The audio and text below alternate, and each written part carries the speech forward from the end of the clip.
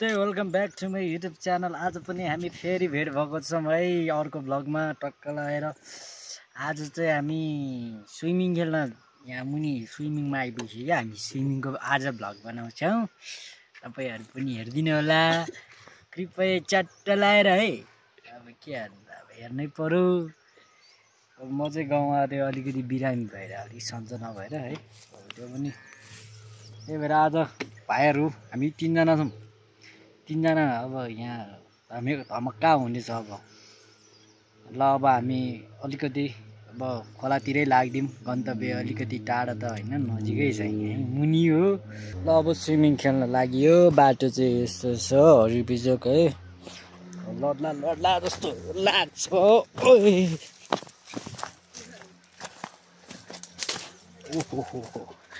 बाटो चाहिँ यहाँ यस्तो छ। यो भाइहरू दुईजना छ मसँग आज। छ्यापारो है हजुर, छ्यापारो यहाँ त छ्यापारो बुझ असल्दै हो।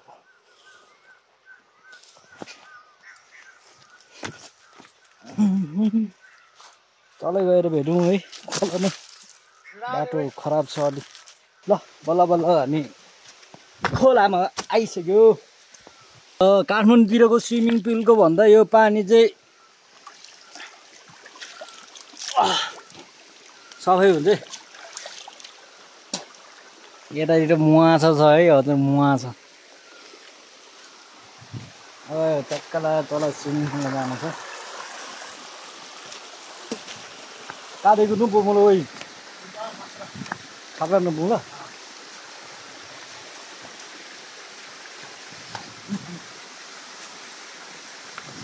माछा है हजुर, माछा बाटो यस्तो छ है, हेर्नु सक्नुहुन्छ।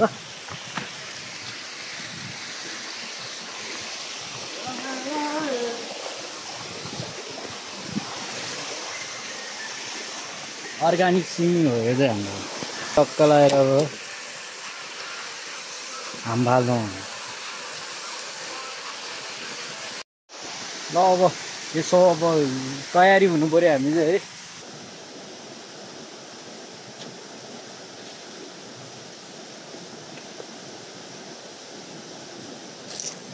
ल हामी चाहिँ रेडी भइसक्यो। अब हाम फाल्नु पर्ने चाहिँ या फाल पुग्नु त या